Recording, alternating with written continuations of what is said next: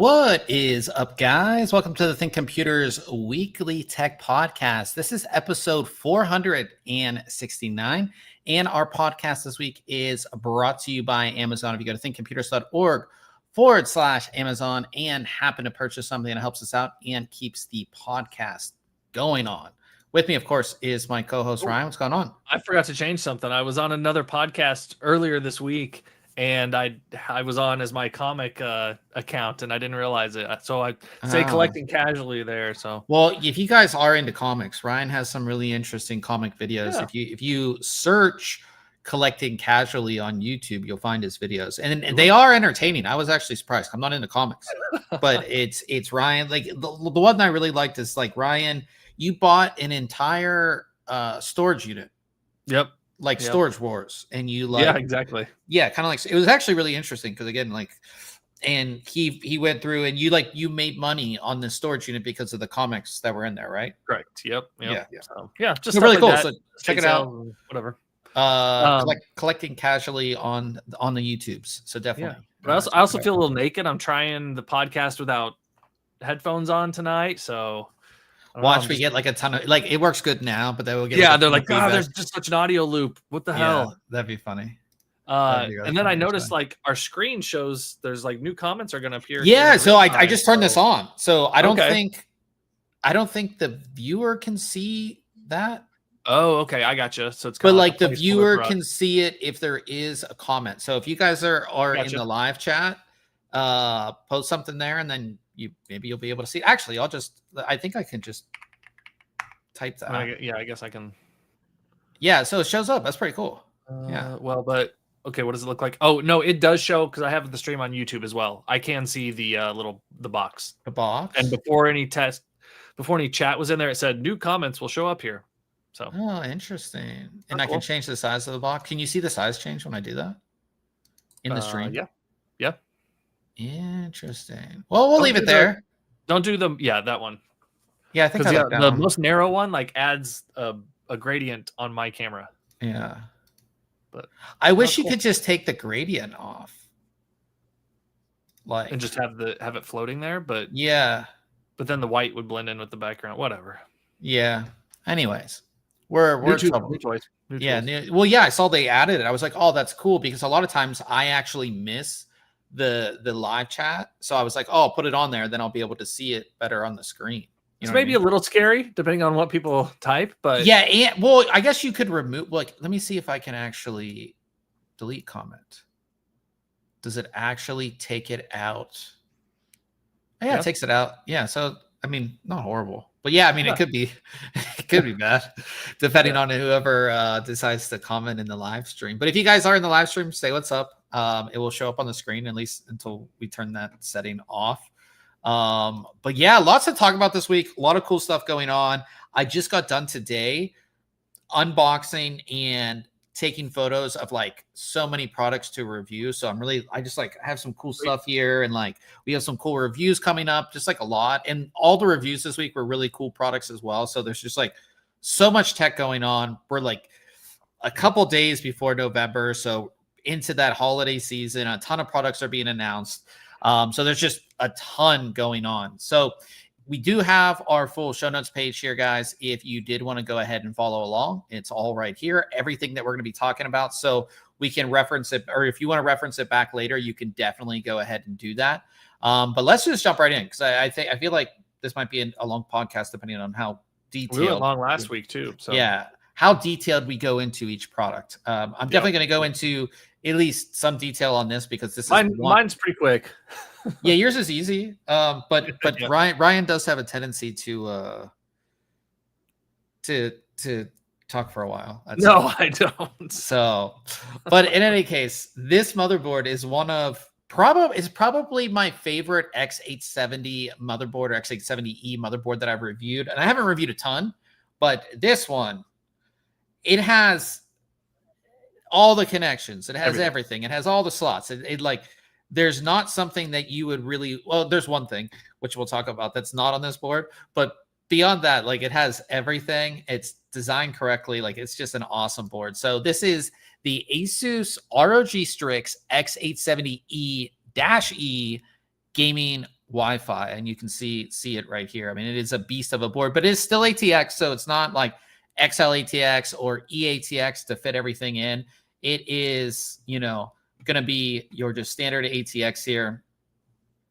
And I'm just like, I mean, we look at the accessories, you get like a little key thing here, this ASUS, but do you remember you used to get like so much stuff with motherboards? And this is like with ROG boards, you get stickers and like door hangers and coasters and yeah. This is like a common thing across all brands. It's not an ASUS thing, but like back in the day, and I'm talking like back in the day, like 10 years ago, when you got like a higher level motherboard, it was like just loaded with goodies. Like you got cool stuff. But that's your accessories package. Not a whole lot there, to be honest. What I don't like, and I had the review of the HYTE camera last week, or the Wise camera, not Wise. Geez, Louise, Elgato camera. Sorry, too many things. You're just all over the place. I'm all over the place. All these brands. Yeah. Like they had gone to more like minimal packing and paper. Like all those accessories there that were with that Asus, it's like a tiny little screw or something, and then it's got this bag that's so big. I wish. Like get it all just into one bag, or like figure out something. Yeah, I don't know. It's probably like at the factory thing. Oh, I'm sure because they've got barcodes and they got to track each one of them. Well, and then like each board has like a certain amount of those, like those little bags are like for the M.2s, and like obviously each board has a different number of M.2 slots, right? And like so like they just like okay, it probably goes. I don't know how it works, but like. Oh, we need 6 of those in here. We need 4 of those in here. So they can't just put them all in one bag. I'm sure that's how that would work. But we have Old Man in the chat. Good to see you here. So you can still do that. Yeah, you can still put it like big on there, but we have the little chat down there. But moving back to this board, like I said, standard ATX, design-wise, pretty, I wouldn't call it plain, but everything kind of goes together. It's your black PCB with kind of gunmetal on the IO cover up here, and then you have black as far as all your heat sinks. Now this board is like built like it's heavy when you pick it up. It's because you have a ton of heat sinks on here. This is, of course, is X870E, so this is going to be your AM5 socket. Nothing crazy there. As far as your power stages and everything like that, this is an 18+2+2 power phase design with 110 amps for your CPU power stages. So you have more than enough power if you wanted to overclock, run, Ryzen 9 overclocked. You're going to have more than enough power. And the actual heat sinks for your power delivery components are right here. And as you can see, they're connected by a very large heat pipe. And these are big, beefy heat sinks. So you won't run into any issues with like VRM overheating or anything like that. So the top part of the board, like I said, there's like your IO cover here. This ROG logo does light up, but it looks, like I said, this board does look quite nice. 2 power connections at the top here. They are metal reinforced. And then as we come across the board, one thing I love about the higher end ASUS ROG boards is they're putting these little rubber covers on your fan headers. And I actually really like this for a couple of reasons. One, if you've ever cut your finger on one of these, it's not pleasant. Also, if you're like moving around, put like do stuff, you can bend these, like bend the pins. I've done it. So it's nice that you have those there. So you have your 4 headers, CPU fan, optional CPU fan, AIO pump, and then a channel header right there. So they're all there. You can see them without the covers on there. But I love that they're doing that on this board. Coming over to our memory, of course, this is going to support DDR5 memory. This does feature their new NitroPath DRAM technology. Basically, they essentially redesigned a memory slot, and it just allows you to get more headroom. We actually tested this on their Intel boards, their new Intel boards. Very much the same, like high clocked memory. You won't have an issue with this board at all. And then coming to the edge of the board, postcode display, which I love, 3-pin addressable RGB header, power button, flex key. So flex key is a programmable button. It's set to restart by default, but you can set what it does. Not a ton of options, but you can set what this little button does. 24-pin ATX. You have a USB 3.2 Gen 2x2. You have a USB 3.2 Gen 2. And then as we come down the board, oops, wrong way. As we come down the board, you have a 90-degree USB 3.2 Gen 2, and then 4 SATA 6 gig ports. Of course, those are also at that 90-degree angle, so you don't get in the way of your graphics card and things like that. Bottom of the board is actually kind of interesting. So front panel, audio header, another 4-pin fan header, 2 3-pin addressable RGB headers. You have your Alt PCIe mode switch. You can switch that if you need to. Another 4-pin fan header.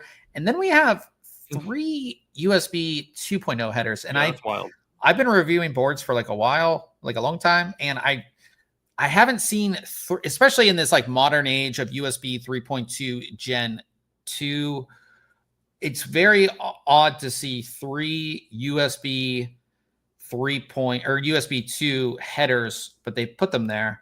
And the product that we're going to be talking about after this is the whole reason that this product exists. Yeah, it's the whole reason this product exists, because there's not a whole lot of 2.0 headers. But if you're like, why do I need that many internal USB 2.0 headers? If you think about it, if you have an AIO, that's 1.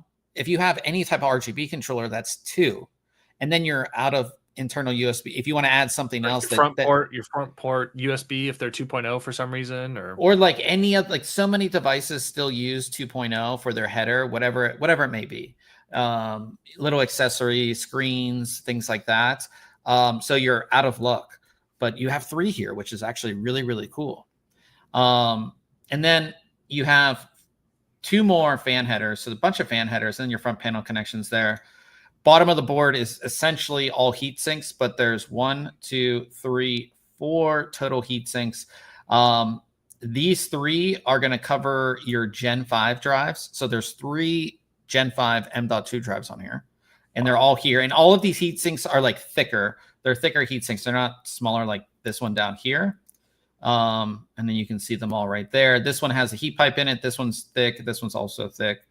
And then the one that's closest to the front of the board, this one uses their toolless kind of latch system. So super easy to remove to get that one off. All the other ones, you do have to remove screws to take the heat sinks off. So here, again, here's all of our Gen 5 drives.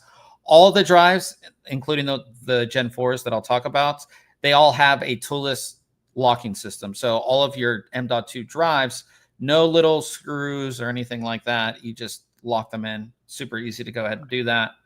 And then at the bottom, we have our last heatsink. Again, 2 screws. And then we have 2 more M.2s. These are Gen 4.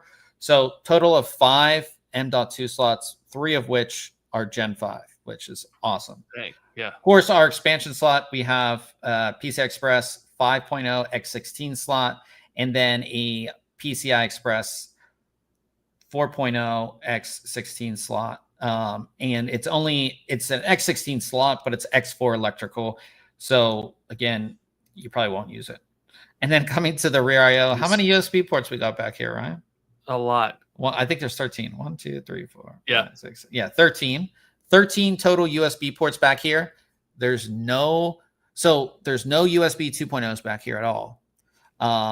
So most of these are going to be USB 3.2 Gen 2. Gen 2. And then you also have, so typically on a lot of motherboards, you'll see a USB 3.2 Gen 2x2 internal header, which we have on this board, but you won't see a rear 2x2. But you also get a rear 2x2. You also get another Type C that is a USB 3.2 Gen 2 right here. And that one does, or the 20 gig, I believe one of these two does 30 watt power delivery. I think it's that bottom one because it's got the power. Yeah. Yeah. So this one does 30 watt power delivery as well. So if you want to fast charge your phone, fast charge your phone, you're good to go. You're also getting USB 4 on this. So you're getting 2 of those Type Cs plus all the other Type A's. You're getting 5 gig Ethernet, Wi-Fi 7 on this board. Like, this board has every connection you want. There's not much that's not on this board. We have all of our tests, everything in there as far as testing this out, and I didn't run into any issues. You can see the RGB right here. And I want you to guess, Ryan. What is not on this board? The only thing that I could think of when I was looking at it is like easy. Is it the easy GPU release button? No, they have that as well. So I didn't mention. So there's no button to release the GPU. It uses their system where you just pull the card over. I didn't pay attention enough. I was too busy looking at USB ports. Does it not have like a back panel reset? I didn't mention that. It does have that. Okay. So also, I don't know. Yeah. So also, I didn't mention back here, you have a BIOS flashback button. Yeah, clear CMOS. So that allows you to flash your BIOS without having a CPU installed. And then you have your clear CMOS button as well. So you have all your buttons. So what is this board missing, Ryan? I don't know. It is missing, which a lot of people won't even care about. But this board is missing a standard 4-pin RGB header. They don't have. There's not one. Oh, there's just a 4-pin. Yeah, 4-pin. I don't think that's too uncommon, though, is it?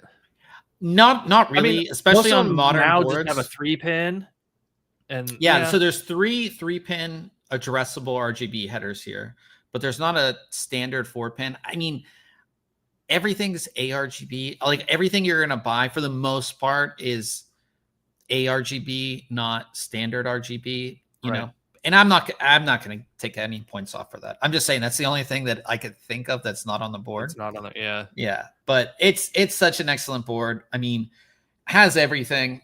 You're gonna build your modern system with this. You're gonna be able to overclock with this. I like the CMOS battery placement too, right? Like it's not covered up by anything. You down here, you don't have to take your GPU out to get to it if you need. Yeah, all of the ease of use features, postcode display, power button on the board, the easy release of your M.2s, and then all the M.2s are toolless to actually install the drive itself. Graphics card, no button, but you just pull it one way and it will just release. It does not have the old connections for surround sound. It's got 2 audio jacks, right? Yeah. But it doesn't have the older, it doesn't have the old 6 one. I'll bring that back. I haven't used I'm not like a big audio. I always just use like USB audio. Like I just USB to my speakers or whatever. Yeah, line out and a mic in. Yeah. And optical. Yeah, optical right here. So I guess you could say that if you're like an audio person and want to connect this to like your surround sound or something, you could optical is fine. Yeah, optical you could do that as well. So, but yeah, like I said, Wi-Fi, like it has all the connectivity you want. Now it's not cheap. It's not cheap. No, I'm sure by any means. It is $453.99. That's not as bad as I thought it was going to be.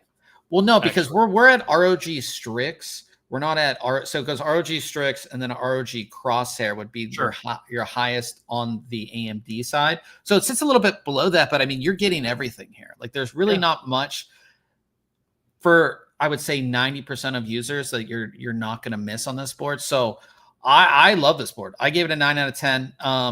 One, just in general with literally every ASUS product, Armory Crate. That's all I gotta say. Is put my hands up. It just takes forever to install. It's bloated. I wish you didn't have you have to install all the things and maybe I just what was the thing before Armory Crate called? Hang on. Whatever that was. I think AI Suite 3. Yeah, AI Suite. That's what I'm running. Yeah, I wish. So, and ASUS has started to do this. I don't want to go on a tangent about Armory Crate, but ASUS has started to do this with Armory Crate Gear, which is a lighter version of Armory Crate for specific products. So if you buy an ASUS mouse, you can just get Armory Crate Gear, and it's just specifically for the mouse. I think we need to go back to that, unless if you are running ASUS graphics card, ASUS motherboard, ASUS headset, ASUS keyboard, sure, just get the full on Armory Crate. But if you're just running one thing and you just want simple control for that without all the bloat and everything else, I think even for motherboards, I think that you should get a lightweight version, if that makes sense. You know what I mean? And like I said, no standard RGB header, but everything else on this board is amazing. I gave it our Editor's Choice Award, which I don't give out often at all. Whoops. So Oh, it went So right no, up you to can it. put up. You can put up. We're rolling on here. So We're rolling. we are rolling. Yeah, we'll just go right into it then. So it's kind of funny, you know. Bob was talking about that board and it having 3 USB 2.0 headers on there. Well, a lot of boards don't have that. Maybe they just have the one, and maybe one's enough because you're either running your screen on an AIO, or maybe you're running just some front panel 2.0 connections on your case, right? Most of those now though are USB 3, but there's some cases out there that have like 4 ports up front or something, and it uses one of these. Well, HYTE has come out with a powered USB hub, and another issue with some of those onboard headers is they don't supply enough power, right? Like they may give you enough data connectivity for like plugging in a USB drive on a front panel or a mouse or a keyboard to one of those, but maybe not enough to run some of these LCDs that are coming in current AIOs. And that's actually the issue I ran into on a build, and that's actually where this is living right now. But let's get into the product itself. So comes with obviously the hub and just some real basic cabling in order to make this work. So in order to connect this hub to your system, and I guess I should mention this is a internal hub, right? This isn't a hub that gives you USB type A ports. These are all internal connections. It's not meant to go outside your case. It's an internal component. So connectivity wise, we have power via a SATA power connection. We have a USB 2 header, and then those kind of connect into one cable and then one connection on the other side, which is a type C connection, which we'll look at in just a second. So it comes with that accessory cable that you're going to need. And then there's magnets built into this. So if you have a case that, is made out of steel or something, you can use that. But they also give you some Velcro straps in case you need to mount it to like a plastic case or a aluminum chassis, something like that, where you don't have a good spot for magnetic connection. But really pretty straightforward device for the most part. But I like their design language, and it's very similar to what HYTE has done with so many other products, right? Like Bob took a look at the Keeb, I think, right? And so it's got like this rounded design and just a cool look, right? It's like the see-through sort of. Yeah, you can kind of see the plastic. I've got one of their AIO right now. It doesn't look like any other AIO you've ever seen. So same thing here. This doesn't look like it would be some sort of USB hub, but it is. And you can kind of see through the plastic. We have an expansion of 4 USB 2 headers. So you can turn that one header on a motherboard into 4. And then we have this cool dial here. This dial right here. So this hub also has some LED lighting to it. So it glows with white LEDs, and the H logo here for HYTE also glows. But this is also a dial to turn the hub on and off. Now, I think this is kind of an interesting feature. Like, it's meant to go inside your case and provide power and connectivity for these components. So like if it's in my case on like the backside of my motherboard or something, like I don't have access to turn this on or off.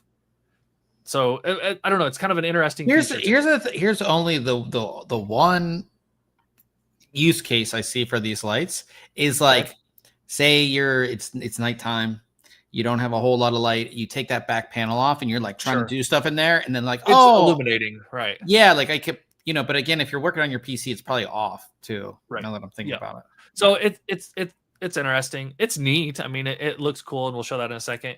Here's a shot of those 4 USB 2 ports, as well as the Type-C connectivity. Again, this hub is powered by SATA power, but also provides adequate power for all 4 of the ports for those devices that you may want to connect, right? So kind of alleviates two problems. Just port density, so you've got enough, and then port power for those devices. And just even the side profile, it's just like there's no flat surface. Everything's rounded or curved or angled on this. Just again, going back to HYTE's design language. On the bottom, you have everything labeled, which I like. These port numbers are nice to have, and I'll get into this in a second, but you don't have any way of like addressing these port numbers, and I'm going to get into that in a second. But it does have rubber feet on the back as well. So if you needed to set it on a flat surface, it's not going to move around. But there's also magnets in there as well, like I mentioned. So you can just slap this in wherever you need on the back side of your case. Connection super easy if you've got one of those USB 2 ports. This board in my test system actually has 2 ports. So I've got the one connected up to my front panel USB, and then there's an extra. So in the next shot, I've just got, hey, look at that. We've got it connected. I apparently have damaged that. It looks like it, yeah. There at some point. Who knows what I tried doing there, right? Yeah, I don't know. So that's your connection there to the motherboard. Then obviously you get your SATA power, and then everything comes in via that Type-C connection, and then you just pop in your USB 2 devices as needed. I had it just here on the back of the motherboard tray in my test case. It's just stuck there with magnets, right? And they're powerful enough that it's going to stay exactly where you need it. So super easy installation. And then like that's all you have to do. You just plug this thing in and it adds ports. There's no software that you have to install, no applications or anything. And that's kind of like a downside to me. I think it would have been really cool to have maybe RGB lighting on this, right? If you're going to put LEDs in there, why not make them RGB? Because Nexus has their HYTE has their Nexus software. They could control this, right? It's a USB device. Like add a little bit of logic into this thing so I could control that. And the other thing I would have loved is like if I could turn these USB ports on and off via that software. So if I wanted to like reset or restart a port, like I think that would be cool. I think the issue with that would have, I think you would move down to 3 available USB ports then. Possibly. Because like that, you would need data from one of those ports to run. Yeah. Yeah. I don't know. Anyways, yeah. I think that would be a cool feature for this, right? Yeah, totally. Maybe they've got that option in the future with this. I don't know. But here's how it looks illuminated. That switch, like I mentioned, it turns the device on and off, which also controls the lights. So it's all or nothing type of situation. But yeah, provides a nice glow. It looks cool. And the problem I solved was in my son's case, his motherboard only had one USB 2 header. So we had put in a new AIO, plugged the screen into it, and it had worked for a while. Then it just like stopped. But that also meant he didn't have his front USB 2 ports. So slap this into his case now. Got the LCD screen connected. It fires up and works flawlessly now. And he gets to take advantage of those front USB ports for peripherals and things like that. So it was like the perfect product at the right. Oh my gosh. I don't know if that came across the feed or not. Anyways, I gave it a 9 out of 10. I almost gave it a 10, but it was like those things that I really wanted it to have. It just weren't there, right? Like let me control maybe the LED lights, even though it might be hidden in your case. And the fact that there was no, like software support for a device that I thought it could be very beneficial. Gotcha. And like if I want to restart that screen, right? Like let me just turn it off and back on by doing it in software. But anyways, still great. It's only $30 product. So I've bought a similar device by another brand for very similar needs, right? I had a couple devices that needed USB 2. I didn't have enough power from the motherboard, and that solved the problem. Here's another option for you that also looks pretty sweet. Nice. Yeah. Nice. We'll definitely check out Ryan's review. Like I said, simple little device that just solves the problem, which is great. So we'll move on from there to a new case that I took a look at, and it is the Lian 011 Dynamic Mini V2. And essentially, Lian, actually, before we go into that, we have a question in the chat. I didn't even see it. I said we have it on the screen, and I still don't see it. Really? Yeah. Oh, you just notice it. Yeah. So DDR4 is ill fishing. Ask a question. It has DDR4 RAM, 16 gigabyte that's capable of 3200 megahertz. Task Manager would recommend upping it to 3000 to 3200 megahertz in the BIOS. That would increase performance. I should just keep it on auto. I would not, if your DDR4 memory supports XMP profile or AMD profiles, I would run it at its profile. So you can do that within the BIOS. If you go into the BIOS, you can see a setting there that says XMP profile, and it should say like profile 1, profile 2. Enable that profile, and it's going to give you better performance because you're running it at auto, which means it's at its stock 2667 megahertz. Yeah. So you're going to want it at that 3200 megahertz. And all it is just setting the XMP profile in the BIOS. We should make a video on that, to be honest. A lot of people have asked me that lately. Just how to go into the BIOS and each individual BIOS, just kind of like how I did with the, what's that video I made? How to disable TPM or enable or disable TPM. I should make the same video for how to enable your XMP profile, because it is different on if you have an ASUS board, if you have a Gigabyte board, it is a little bit different on each one. So yeah. So anyways, that's that. But yeah, taking a look at the Lian 011 Dynamic Mini V2. I run a Lian 011 Dynamic Mini as my main PC, and I'm pretty sure the 011 Dynamic Mini was like, or just like the 011 Dynamic in general, is the case that essentially started the whole aquarium style PC. It really did. Lian was the first to do it. And the mini version, the original, came out in 2020. So we're in 2025. So definitely needed an upgrade. Just like not a ton actually needed upgraded, but it's been a while. And I feel like the upgrades that they did make are quite good for the case itself. One thing I actually really like, and Lian has done this on their cases, they actually give you like an actual little box that has all of your screws in it, which is awesome. Just keeps everything organized. Really, really like that instead of the little bags.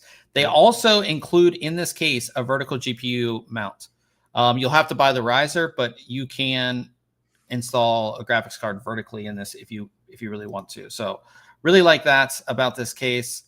Now, looking at the case itself, we have the Flow version. So there's two different versions. There's just a 011 Dynamic Mini V2 that doesn't come with any fans at all, or an 011 Dynamic Mini V2 Flow, which comes with 5 included fans. And they are reverse blade, so they're not flipped upside down and kind of look weird. Like these are reverse blade fans, which is great.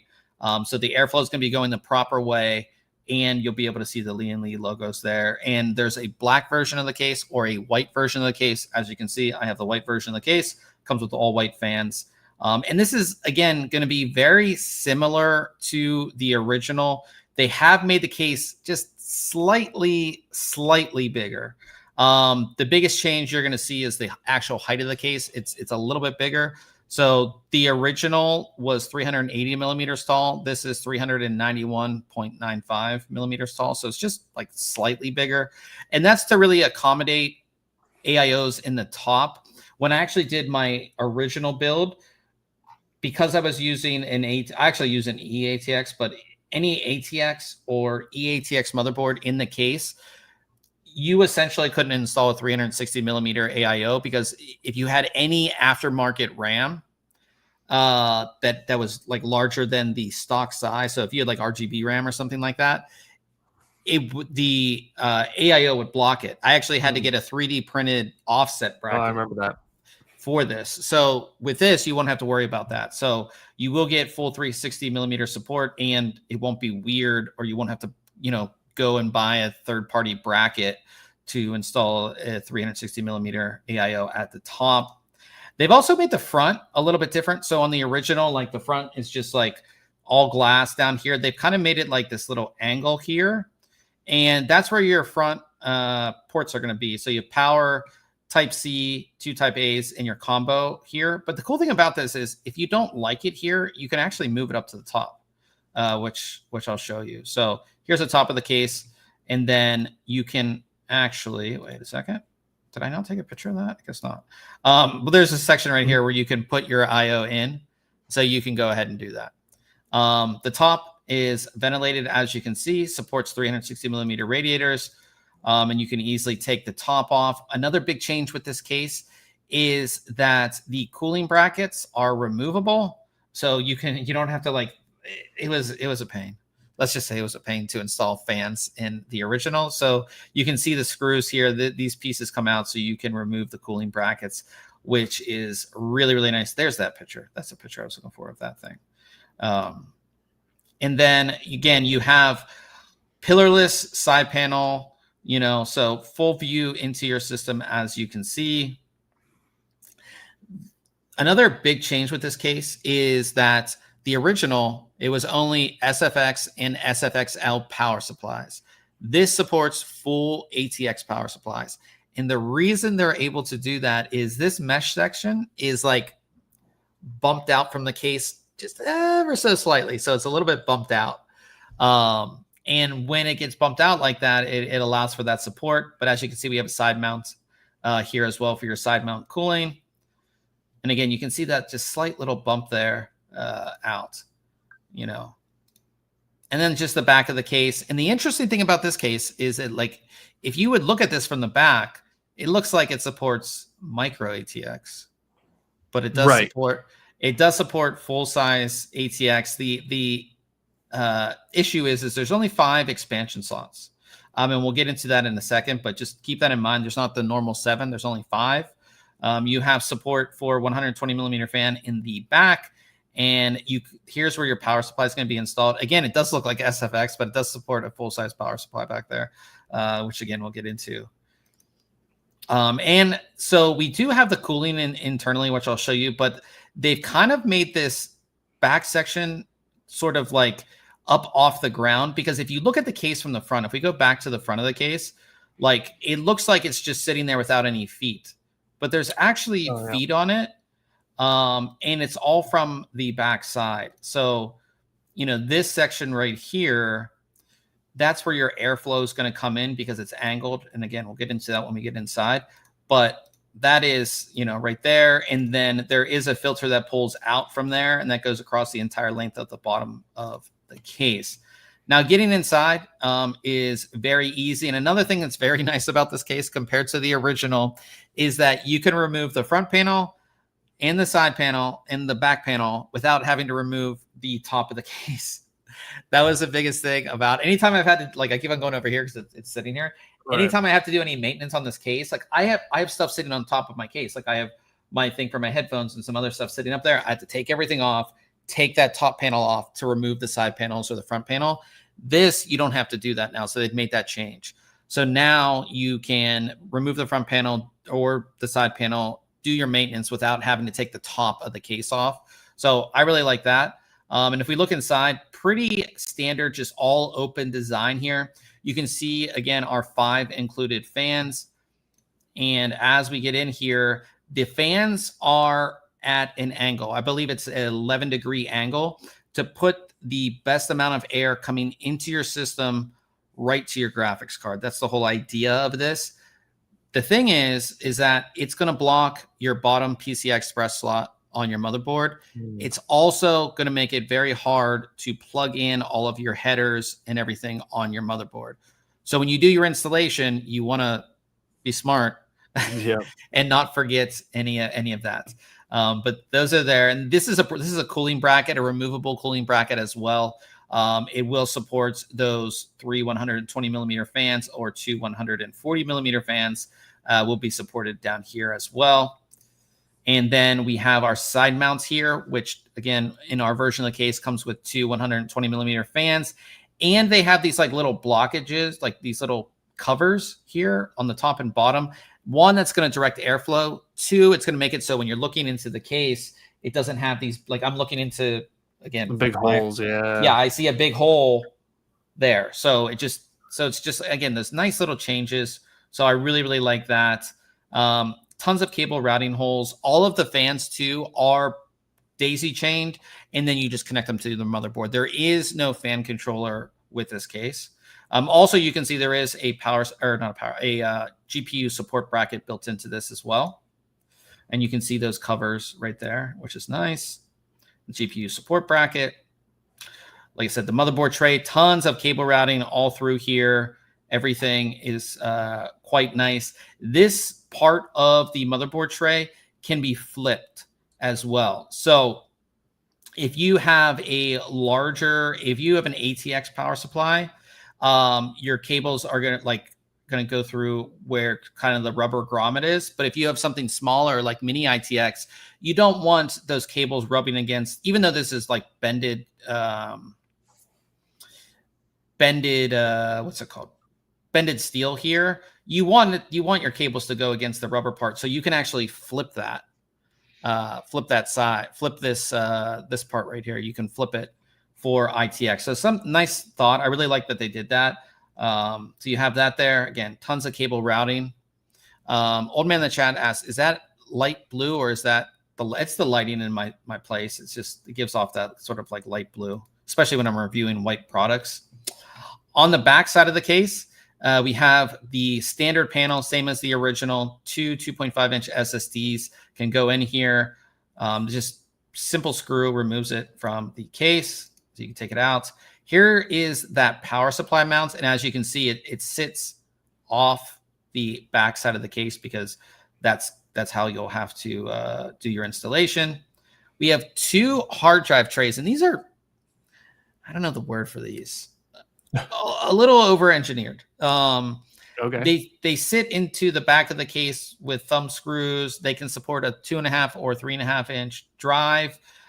And if you're not using them, you can actually like close the door down for your cables if you're not using them. But I would just remove them completely because there's a ton of cable tie downs there. But that's just kind of how they're set up. But they are all metal, which is nice. And again, you have support for 4 hard drives out of the box, which how small this case is, that's more than fine. And you can see all your cabling and everything like that. All the cabling is white, which is really, really nice, as you can see. So really well designed. I think just the little changes that they made just make this case so much more easy to work in, and just being able to support more hardware, especially 360 millimeter AIOs in the top if you're using a larger motherboard.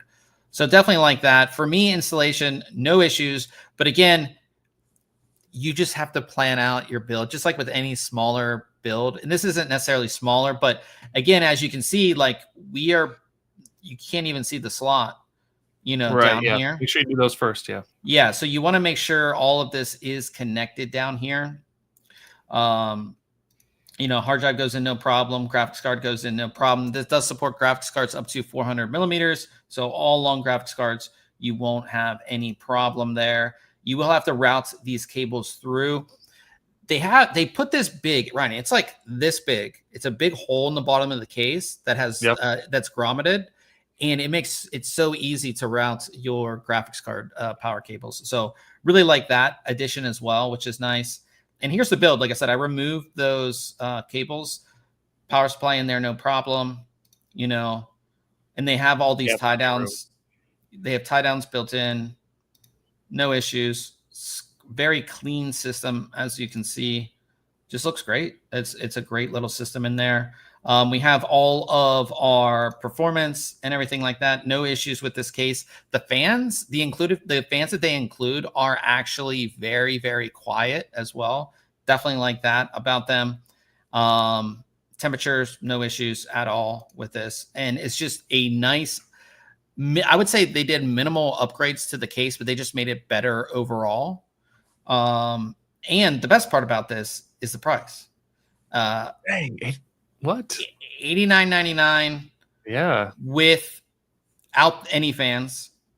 $99.99 with all 5 fans. Yeah. You just buy the fans version. I mean, it's nice that so on the original they didn't have a version that came with any fans. So it is nice that they have a version that comes with fans. I would like to have seen at least a version that was like, I don't know, maybe you're doing $150 for Infinity, their Infinity fans, Yeah.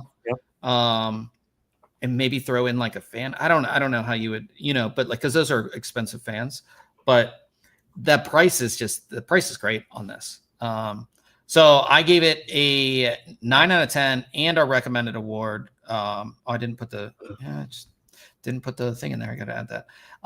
But yeah, there's really, the only thing is that your bottom PCI Express slot on ATX motherboards will be blocked. So you can't use it. So if you are somebody that uses an expansion card, whether if it's for storage, audio, capture card, you probably won't have room for it. But as I would say, what do you think the percentage is?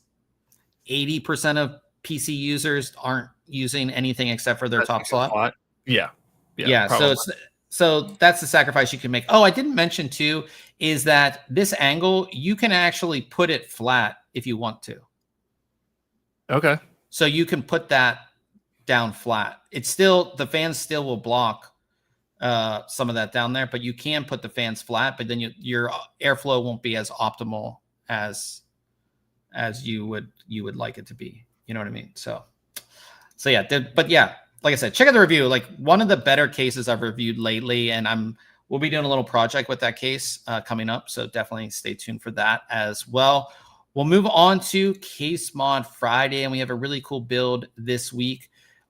This one is from Optimum Rig Designs. This is their Apex, and this is in the comp case Apex. I've seen so many builds like this, and I was thinking, I was talking to Ryan about upgrading my system, and I was like, this comp case, maybe I can learn some water cooling, and I could build like a little system like this, because having like a cool open air system like this would be pretty cool. You know what I mean? Yeah. Look at the thickness of this radiator up here. I know it's super thick. No, this is neat. I don't think I've seen this case in person, but I have a feeling it's pretty big. It's decently big case. Pretty tall, yeah. But I like the design of this case for like an open air system, and there's actually like I've seen like 4 or 5 really good builds with this case as well. I really like this. I really like Optimum Rig Designs too, because he always takes pictures outside. Yep. I feel like I was like taking pictures of products today. I was like, oh, these would look so much better outside. But yeah, really, really cool. Looks like we have alpha cool cooling here as well on everything, even the radiators, everything. So yeah, there's the back. That's good looking. Yeah. Do you like the black and the red? It's like ROG themed, I guess. Yeah, I don't mind it. Yeah, I like that. So shout out to Quantum Rig Designs on I like that shot there, the all lit up in the dark. I think it looks best there as opposed to in the bright lighting. True. Yeah. Very, very true. So shout out to him for that one. Of course, we have our full section of Case Mod Friday builds if you want to check those out. We're going to move on to news, and we're already at 50 minutes. Yeah, you talk too much on your 2 reviews. They're good products. I got to talk about them.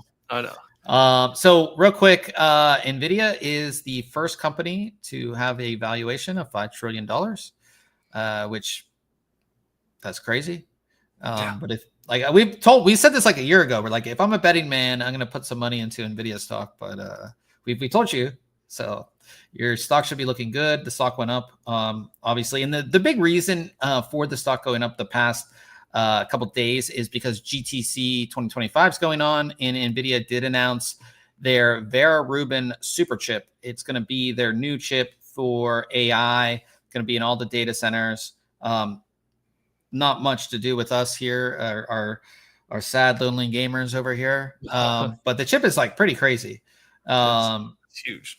Yeah, it's a huge chip and everything like that. 2 terabytes of memory. Wow. Here's the question I had. And so NVIDIA is like obviously going to be one of the, if not the biggest player in AI, right? And they're going to have all this money coming in, right? Right. Do you think we're going to continue to get less and less as gamers as their focus really goes to the AI and everything? Or here's like, which would be awesome, is that because they're making so much money and they have all this extra money and they, they just want to be generous and okay. Yeah, and they'll be like, oh, graphics cards have been really expensive the past few years. Like, you can get a 6090 for $750. Yeah, no. That'd be great. Yeah, that'd be great. I'm thinking maybe they use their AI chips to help them design, better GPUs. I can see that. Or we end up just playing cloud gaming. Yeah, that's what I'm saying. They're like, oh, data center power. Why are you buying a discrete graphics card? Like, what do you need that for? Yeah. We'll see. We'll talk about discrete graphics cards. MSI put out a very small RTX 5050 single fan. This thing's tiny. I really like their Inspire line, though. They've had it for quite a while. And I don't know. What do you think? Like for a small form factor build cards, like my GTX 970 that I still have somewhere is, it was the ROG Mini one. I like them. They're cool. They fit it. They have a very niche use case, but I enjoy the stuff like that. I just like how small they are. Well, and we see these cards that are like the PC board on so many of these GPUs is so much smaller than the actual card, right? So much of the length and size is just the cooling for it. So I like it when we see a card that's like, that's what it is. Used to be your PCB was so much bigger than just like your heatsink that was slapped onto the GPU, you know, like back in the day. And now that's totally opposite. So I like stuff like this. Yeah. So pretty cool little card there from MSI. Moving on from that, we're going to get another X3D chip, it appears. A Ryzen 5 7500 X3D 6-core CPU, apparently going to launch at CES. Oldman in the chat says the problem is if NVIDIA lower GPU prices, AI data centers will buy them all, like with big, maybe. They may have made enough headway with just these AI specific cards that it may not be worth it. Yeah, that too. The performance gap is probably big enough. Insane. Now. Yeah. But the Ryzen 5 7500 X3D 6-core CPU to come out in CES 2026, which is in January. It's coming up. And I think we are at a time where like there's nothing really launching anytime soon. Right? Yeah. Maybe some refreshes. Yeah, some refreshes, but like companies say like they need something. So this is apparently going to be that something. 6-core, 12-thread, 3D cache around, like I said, CES 2026. It's kind of like possibly leaked here. Yeah, I mean, I like the idea of getting like lower end X3D chips, especially for people who want to just game, right? Mm-hmm. So I like this. It's nothing crazy by any means, but it's another X3D chip that you could probably get. I don't know if we have an idea of price, but it's not going to be crazy expensive at all. So I definitely like that for AMD there. Now, here's something that's interesting. So 1X Player, they make a ton of gaming handhelds. They came out with a new one that's liquid cooled. So this is their, what is this thing called? This is Apex. The 1XFly Apex. And here's my thing. Gaming handheld is supposed to be portable. Yeah. And I've seen this like little water cooling thing. CyberPower PC had mini PCs that were water cooled and you just like plug it in. They work fine. Like there's nothing wrong with it. But like the whole idea of a gaming handheld is like I can just take it wherever and sure. And again, the gaming handheld is going to work fine without the water cooling. It just feels like I don't mind this so much. Like build that functionality into a dock so that like I could take it on the go and maybe I play it like a certain frame rate or graphics quality. But then when I dock it, it like makes those cooling connections, the power connection, and allows it to ramp up or overclock or give me a little more performance. Right? ASUS did that back in the day with one of their laptops. It was very much the same thing. You put it in like the dock, and then that was where the water cooling was. It's just for like I know what they're trying to do. Sitting on the couch like that, I don't want those cables all tethered. And how long are they? And what is it that they're connected to? Like, is the rest of the cooling sitting on his lap? Like, yeah, I don't want that. Yeah, for a device like this is kind of weird. But it's gonna be get ready for the price. No. The max loadouts, the max is $2,200. Nope. The lowest price is $1,200. That's maxed out and everything. Yeah. Just 128 gigs of RAM on that thing. What? Yeah. Well, 96 of that is the video VRAM. But yeah, it's just crazy. Yeah, things are crazy. We're getting to crazy times when it comes to these portables. But yeah, talk about something kind of interesting. We were actually talking about audio before we started the podcast. Is that Sound Blaster has launched a Kickstarter of this product, which they're calling the Sound Blaster Reimagine. It's a little audio device here that looks like it's going to be modular, This But reminds me so much of that Cooler Master. Yeah, very much product, the same. Very much the which same. was also a Kickstarter and took forever and Yeah. was limited release. And I don't, Yeah, so this looks like you'll be able to dock these little modules, and it shows what each one is. So you have this 3-inch smart screen, which I assume is just going to like launch things, and I don't know what's all going to be in the smart screen. Then you do have a DAC built into that as well. This thing's going to have Wi-Fi 6, Bluetooth 5, a Type-C hub, headphone connection. It's going to have a card slot. It's kind of interesting, I'd say. What do you think? I'm sure it's for somebody. It's not for me, I don't think, but it's neat. I like the idea of these devices, right? Like a long time ago, they were like, "Oh, we're gonna make a cell phone that's like this." And if you want a better camera, like you can add a better camera module, and if there's upgrades, you can do that, or a better battery or storage or whatever, right? Like I like that modularity idea. It's just nobody's perfected it yet, so I kind of like hesitate on these types of things. Yeah, and again, this one's like very audio focused, right? So we have like this, which I assume is a volume dial, and then you have these, which like I guess they can be programmed, but like what are they going to do, right? Like stop, what software are they interacting with? Yeah, and like these like little faders here, like what are they going to do? Like it's very audio focused. But it is on Kickstarter. We have the link if you want to check it out. It's kind of a different product. I actually like it for Sound Blaster, to be honest. I think they like need a little upgrade to like the current times. I feel like when you hear a Sound Blaster, it just sounds dated. I got one on my desk right next to me. Yeah. Talking about being dated, being old. If you want to feel old, Noctua just celebrated their 20th anniversary. That surprised me that they were only 20 years old, though. Really? Yeah. Well, they put out a pretty cool desk mat, actually, in your favorite color. Yeah, so they put out this 20 years of innovation. It's kind of like a timeline. It's actually pretty cool. That has, things they developed and everything on the desk mat. So definitely like that. Pretty cool. So shout out to Noctua for that. Old Man in the chat has some keyboards, which we will talk about as we get to the end here. Microsoft Clippy. Do you miss Clippy? No. I mean, it was neat back in the day that you could like turn it on, but no.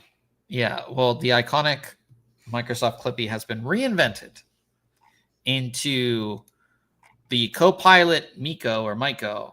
He's your new AI companion. How excited are you, Ryan? I'm not at all. Yeah, so this is just like the new little companion guy. I don't even do you like. Yeah, I'm not a fan. Yeah, I don't use any of these assistants. So yeah, same. I don't use it. Whatever. Well, talking about the assistant and Copilot and AI, it looks like by default, Microsoft turns on screenshot capture for AI training in games in the gaming Copilot beta. So essentially what it does is taking screenshots of your game and sending it to AI for training and it's on by default. It's not like a toggle you turned on. Does that make you feel weird? Yeah, I don't want that. Yeah. So that's gaming Copilot. Yeah. Yeah. Gaming Copilot, which is currently in beta. Yeah. So you can turn it off, but it's on by default, which I'm not a fan of at all. No.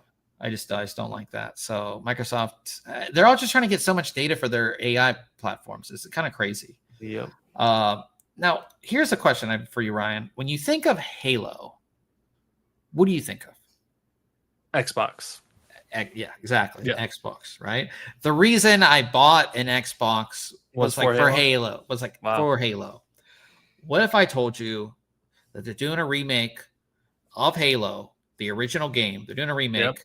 Yep. And it's going to come out on PlayStation 5. I'm living in a different world. What's going on? You can't play Halo on a PlayStation. What are you talking about? What? Yeah, like what's going on? What do you mean? What is this? Well, apparently it's happening. Halo campaign evolved. It's announced for 2026, bringing the original, and it's going to be available on everything: Xbox, PC, and PlayStation 5. Why? I saw a trailer, or someone was. What was it? Oh, I was watching Doc play some Battlefield the other day, and he played like the launch trailer or something, and like it's updated graphics and it looked kind of neat, but I don't know. Is there that much nostalgia for the first Halo? Probably. Like that community is so dedicated to this game. Yeah, Unreal Engine. I never played it. The original. Like I played a little bit at like some buddies' houses that had it. I never had an Xbox, so I didn't play Halo. Yeah. I had Halo 1 on PC, like when it finally came out for PC. I played it a little, and I think I made it through the campaign or most of it. I enjoyed it for the most part, but I found it really repetitive, the levels. And then, I don't know, I have some other Halo game that I played with my son for a while, a year or two ago. Yeah, I'm just not a Halo guy overall. Yeah, I just, as somebody who grew up playing Halo and had Xbox and was like Team Xbox, right? It feels like a sin. Did you see the GameStop thing? They put out like a statement. Let me see if I can find it. So like they put out a statement that like the console wars are now over. Yeah. Let's see if I can find a GameStop. Funny. Halo. Yeah, next you're gonna tell me I can play like Gran Turismo on Xbox or something, or maybe you can already. I don't know. Yeah, I can't find it. And then the White House reposted it, which was really funny too, because it was like, "Oh, President Trump is ending all wars." It's like the console wars are over. It was actually really funny. I can't find it, but yeah, that was actually really, really. It's just like so weird. Does Halo on PlayStation 5? But going back to PC gaming, Battlefield's been out for a bit. We heard rumors because the game didn't launch with a battle royale mode at all. Right. We heard rumors of a battle royale mode. It is now here. It's called RedSec, and it's a free-to-play game itself. So you don't need Battlefield 6 to actually play it. So just like all other battle royales, it's free. So again, if you didn't want to pay for Battlefield 6, but you want to get some Battlefield 6 action in, you can play this. You can get it on EA. You can get it on Steam. It's its own sort of standalone thing that you can get. Have you played this yet?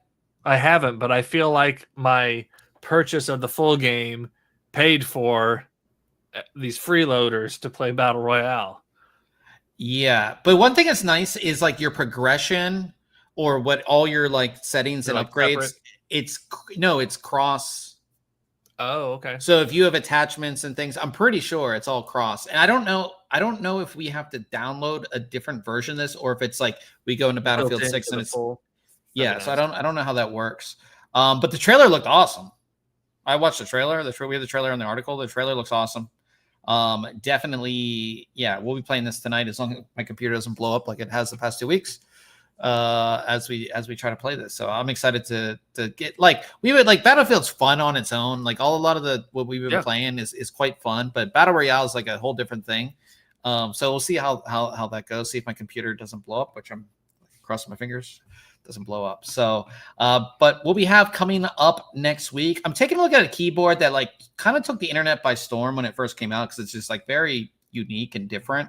Looks like something like an alien would make. Yep. This is the Gravistar Mercury K1 Pro. A lot of people are like, oh, it's just, so we'll tell you if it's actually a good gaming keyboard to pick up. It does look cool. Yeah. I can't pull it because I have it wired right now, but it's sitting here. And I've been using it for the past week. It's quite nice. So we'll have that. And then Ryan will be taking a look at the Sama L70, which is a 316 millimeter AIO. So we'll be taking a look at that. You have the white one or the black one? I don't remember. Oh. I haven't popped it out yet, but it'll be done soon. Yeah. So, but I saw this actually at Computex. Pretty just sleek kind of overall cooler. Nothing crazy. Yeah, so the white. Yeah, the white. Gotcha. Yeah. So it's going to look like that. So we'll have those reviews for you guys next week. And then our question of the week. I thought since, Noctua, it's their 20-year anniversary. Have you used any or owned any Noctua coolers over the years and over your time in PCs? No coolers, no. Really? One of my first articles though for ThinkComputers was a roundup of Noctua fans and a fan controller. I remember that. Yeah, so I have a bunch of them, but they were that all was a lot of fans too. I remember that. It was like, well, and they sent like a PWM version of a fan, and then like a 5-volt or whatever, and like, so there was a 200 or a 180, I don't remember, and some 140s, 120s, some real small fans, a fan controller, some all sorts of stuff. So that's my experience with Noctua. I haven't used their fans in any build. I'm not opposed to them. I used to just absolutely hate the brown and tan. It's grown on me over the years. I just haven't used them right. I like RGB on fans, so that kind of knocks them out as well. Yeah, but I mean, not that they don't make great products. I mean, they do. Yeah, and one thing I really liked about Noctua for the longest time for me, I've reviewed a ton of their coolers, which I'll show you, but their mounting system for their coolers was the same across all coolers. So it wasn't like you had to kind of, if you knew it, it was like installation was so you didn't even have to open the installation manual, and it's remained very much the same over that long period. Sure. And if you look at some of the reviews we've done of Noctua coolers, I mean, recently we just did their new NH-D15G2, which was 10 years since the original. This cooler, the NH-U12A, that cooler, I had two of them, and I used instead of using the AIOs on test benches, I used this on test benches for years. And we can go back. Oh, there's your fan review right there. Yeah, there's my fan. No, that's Derek. Yeah, you have to go back. But we reviewed a ton of coolers over the years. The original D15. They just made really, really good air coolers, and they still do. It's not like they don't. Right. And then, of course, we did their first ever passive cooler. And they're going to be coming out with a AIO, which I assume Ryan will take a look at. I got a little preview of it at CES. So they have some really cool stuff going on. And again, shout out to them for 20 years. It's a very long time. But they make it, like I said, they're pretty much the number. Wouldn't you say they're the number one when people think of air coolers? Yeah, probably. Yeah, I would say they're definitely the number one. So before we get out of here, Old Man in the chat does have some deals for you guys on keyboards. These are on Amazon. So I'm passing up on these. I've got too many keyboards here. I just unboxed a bunch, some really cool keyboards as well. So I think he had shared this one. I'm gonna unplug it so I can pull it up. This is the Yunzi RT68. Nice. And it's magnetic Hall effect. Are you gonna play games with that tonight? Yeah, I've been playing for a little bit with this thing. You like it, huh? Yeah, so far it's not wireless. It's wired, but I think it was $18 or $21 on sale when I got it. For Hall effect, that's crazy. It's stupid. Yeah, so he has the EPA Maker Tide 75. So just type that into Amazon. And then he also has the EPA Maker Dynatab 75X. That has the cool screen. We saw this 2 years ago at CES, that one. Remember that one with this screen?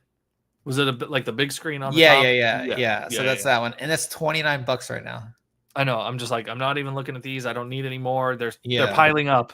Yeah, that's what happens when you get into keyboards. So shout out to Old Man for that. We will be gaming, guys. Like I said, we're going to be playing Battlefield 6 RedSec on Twitch, twitch.tv/ThinkComputers. Thanks to everybody who came out, and of course, everybody that listens later. And again, thank you, Old Man, for, of course, all of your keyboard deals, because you always have a ton. So until next week, we will catch you guys later.